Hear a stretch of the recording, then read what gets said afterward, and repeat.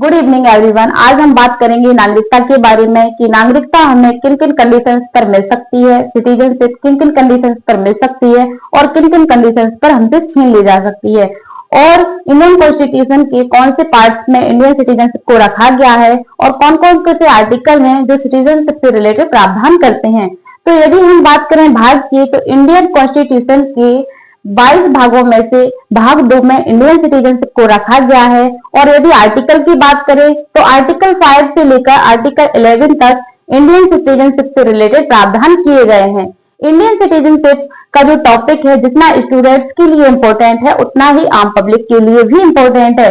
Students के लिए इसलिए इम्पोर्टेंट है क्योंकि सिटीजनशिप से रिलेटेड 1 या 2 क्वेश्चन हर बार पेपर पे पूछे जाते हैं, और आम पब्लिक के लिए इसलिए इम्पोर्टेंट है क्योंकि आम पब्लिक को ये जानकारी होना जरूरी है कि उनसे उनकी नागरिकता, उनसे उनकी सिटीजनशिप का किस किस कंडीशन से पर छीन ली जा सकती है और किन किन कंडीशन पर उसको मिल सकती है। यदि कोई व्यक्ति भारत की नागरिकता ग्रहण करना चाहता है तो उस पर क्या क्या कंडीशन अप्लाई होंगी, किन आधारों पर वो भारत की नागरिकता ले सकता है। तो देखेंगे आर्टिकल 5 को कि आर्टिकल 5 में कौन कौन सी कंडीशंस हैं जिनको फॉलो करके हम भारत की नागरिकता ग्रहण कर सकते हैं या हमें भारत की नागरिकता मिल सकती है। तो आर्टिकल 5 कहता है संविधान के प्रारंभ में नागरिकता। संविधान के प्रारंभ में जब इसमें बताया गया है कि 26 जनवरी 1950 के समय हमें किन किन कंडीशंस पर भारत की नागरिकता मिल सकती थी।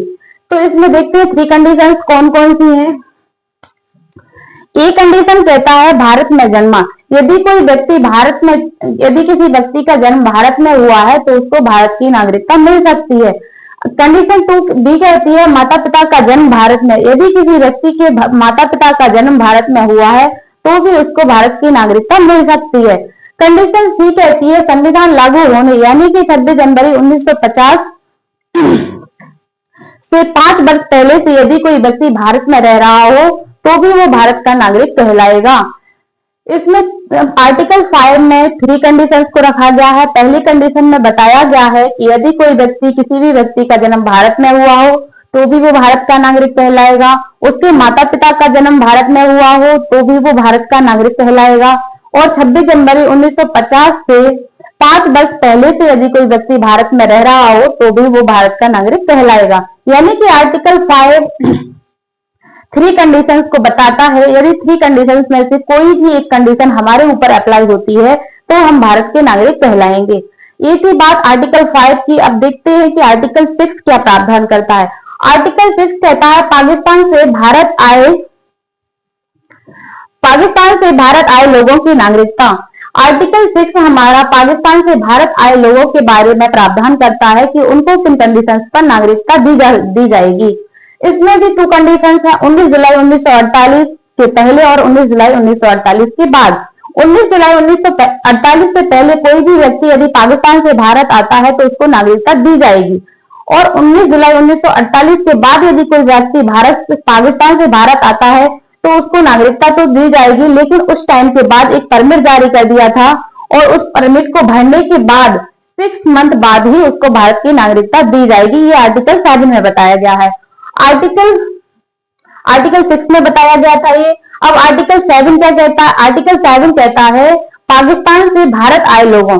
अब ये जो है आर्टिकल 6 और 7, ये 2 जो है तत्कालीन परिस्थितियों के आधार पर इस पर प्रावधान किए गए थे, क्योंकि उस समय जब भारत का विभाजन हुआ था तो बहुत से लोग भारत से पाकिस्तान चले गए थे और बहुत से लोग पाकिस्तान से भारत आए थे। तो उस समय की सिचुएशन को ध्यान में रखकर आर्टिकल 6 और 7 में प्रावधान किए गए थे।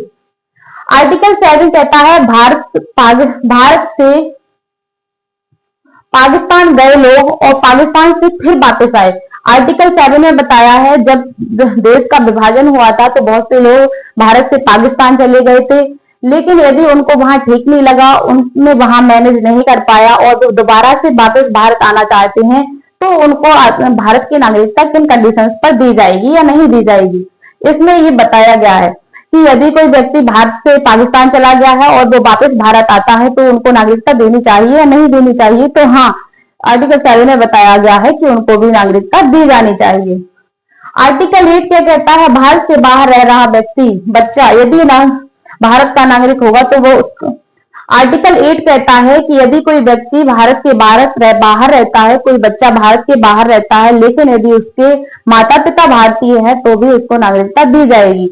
हम देखते हैं कि वर्तमान समय में बहुत से लोग भारत से बाहर रह रहे हैं, काम कर रहे हैं, व्यवसाय कर रहे हैं, जॉब कर रहे हैं और वो भारत के काफी सालों से बाहर रहते हैं, लेकिन यदि उनका कोई बच्चा वहां जन्म लेता है तो भी वो भारत का नागरिक कहलाएगा, क्योंकि उनके माता पिता भी भारतीय हैं इसलिए। आर्टिकल 9 कहता है विदेशी नागरिकता ग्रहण करने पर भारत की नागरिकता समाप्त हो जाएगी। आपको पता होगा कि भारत में इकहरी नागरिकता का प्रावधान किया गया है। भारत में केवल एक समय पर एक ही देश का नागरिक रह सकता है, भारत का निवासी, तभी वो भारत का नागरिक होगा। अमेरिका की यदि हम बात करें तो वहां दोहरी नागरिकता का प्रावधान है, वहां स्टेट्स की अपनी एक नागरिकता होती है और केंद्र की अपनी एक नागरिकता होती है, लेकिन भारत में ये प्रावधान लागू नहीं होता है। भारत का नागरिक एक समय में एक ही देश का नागरिक रह सकता है। यदि वो किसी दूसरे देश की नागरिकता ग्रहण कर लेता है तो उससे उसके भारत की नागरिकता छीन ली जाएगी। ये प्रावधान आर्टिकल 8 में बताया गया है। आर्टिकल 9 में बताया गया है। आर्टिकल 10 कहता है नागरिकता का बना रहना जब तक कोई अन्यथा कार्य ना करे, यानी कि हमसे हमारी कोई भी नागरिकता नहीं छीन सकता है जब तक कि हम कोई अन्यथा काम ना करें, यानी कि देश विद्रोह का यदि जब तक हम कोई कार्य नहीं करते हैं तो हमसे हमारी नागरिकता कोई नहीं छीन सकता। आर्टिकल 11 कहता है कि नागरिकता के संबंध में कानून बनाने की शक्ति संसद को दी गई है, लेकिन यदि पूछा जाए कि संसद के कौन से मंत्रालय को दी गई है तो संसद के गृह मंत्रालय को नागरिकता से संबंधित कानून बनाने की शक्ति दी गई है। तो हमने अपनी इस वीडियो में आर्टिकल 5 से लेकर आर्टिकल 11 तक को देखा है कि कौन से आर्टिकल में क्या प्रावधान किया गया है सिटीजनशिप से रिलेटेड। तो एक बार हम रिवाइज कर लेते हैं कि कौन सा आर्टिकल किस प्रावधान को बताता है। तो आर्टिकल 5 में हमने देखा कि इसमें 3 कंडीशंस हैं। एक तो यदि कोई व्यक्ति भारत में जन्मा है तो वो भारत का नागरिक कहलाएगा, उसके माता पिता यदि भारत में जन्मे हैं तो भी वो भारत का नागरिक कहलाएगा, और यदि 26 जनवरी 1950 के 5 वर्ष पहले से यदि वो भारत में रहता है तो भी वो भारत का नागरिक कहलाएगा। अब बात करते हैं आर्टिकल 6 की। तो आर्टिकल 6 में बताया गया है कि पाकिस्तान से आए भारत में लोग, जो भी व्यक्ति पाकिस्तान से भारत आए हैं उनको भी नागरिकता दी जाएगी।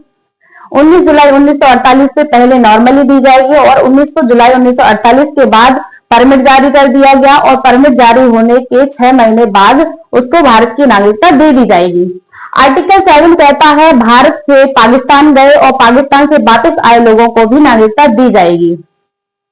आर्टिकल 8 कहता है कि कोई व्यक्ति यदि भारत से बाहर रह रहा है तो लेकिन उसके माता पिता जो हैं वो भारतीय हैं तो भी उनको नागरिकता भारत की दे दी जाएगी। आर्टिकल 9 कहता है कि यदि कोई व्यक्ति विदेशी नागरिकता ग्रहण कर लेता है तो उससे भारत की नागरिकता छीन ली जाएगी। आर्टिकल 10 कहता है कि आपकी नागरिकता आपसे कोई नहीं छीन सकती यदि आप कोई देश विद्रोह का काम ना करें तो। और आर्टिकल 11 कहता है कि नागरिकता से संबंधित, सिटीजनशिप से संबंधित कोई भी नियम या कानून बनाने की शक्ति संसद को दी गई है, और यदि हम उसमें मंत्रालय की बात करें तो गृह मंत्रालय को दी गई है। तो आज की हमने इस वीडियो में सिटीजनशिप से रिलेटेड, नागरिकता से रिलेटेड सभी बातों को क्लियर कर लिया है कि किन किन कंडीशंस पर नागरिकता दी जाएगी और किन कंडीशंस पर नागरिकता हमसे हमारी छीन ली जाएगी। अगली वीडियो में हम बात करेंगे भाग 3 के बारे में। जब तक के लिए आप मेरी इस वीडियो को लाइक, सब्सक्राइब एंड चैनल को सब्सक्राइब कर लीजिएगा, जिससे मेरी अगली वीडियो का नोटिफिकेशन आप तक पहुंच सके और मेरी इस वीडियो के जैसे आप मेरी अगली वीडियो में भी जुड़ सके।